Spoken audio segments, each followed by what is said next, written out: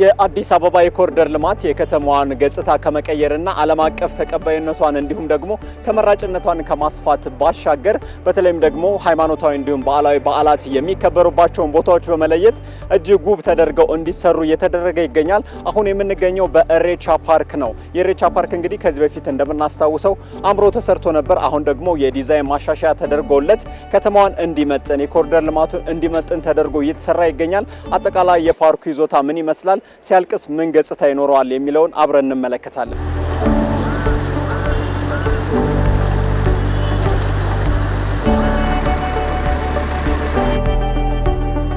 ሰላም፣ እንዴት አሉ?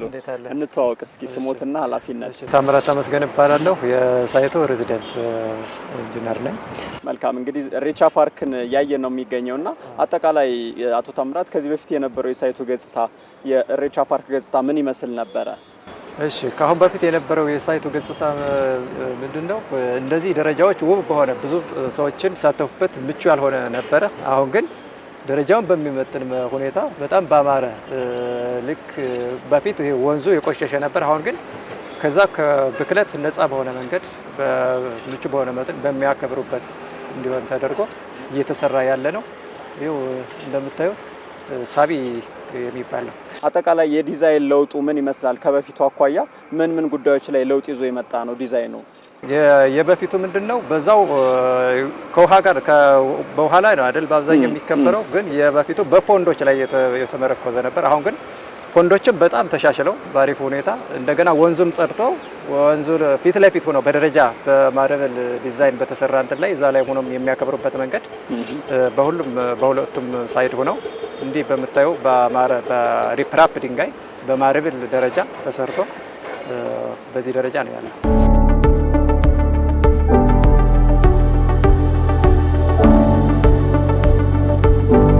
የዚህ ፓርክ ላይ ምን ያህል ሰራተኞች ምን ያህል ኮንትራክተሮች እየተሳተፉ ይገኛሉ? በዚህ በሁለቱም ሳይድ በኩል ደረጃ አንድ ኮንትራክተር እና 5 ማይክሮ ኮንትራክተሮች አሉ። በጥቅሉ 6 ኮንትራክተሮች ማለት ነው።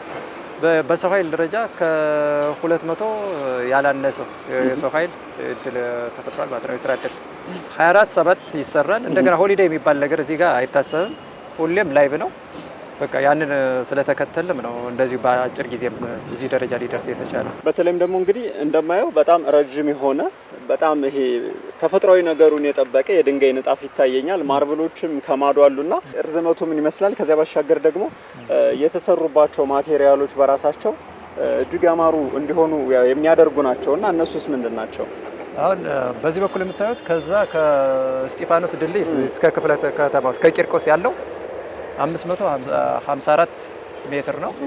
የተሰራውም ልክ እንደነገርኩ በተፈጥሯዊ በሆነ በድንጋይ ነው። ልክ እንደዚህ እነዚህ አክሰስ እንትኖች አሉት። በዛ በኩል ደግሞ የሰው በዓሉን በሚያከብርበት ጊዜ እነዚህ ደረጃው ሁሉም ደረጃው አለው ታዲያ እንደዚህ ዌብ የሰሩ እንትኖቹ እነሱ በሙሉ በማርብል ያጌጡ እንትኖች ናቸው የሚኖሩት።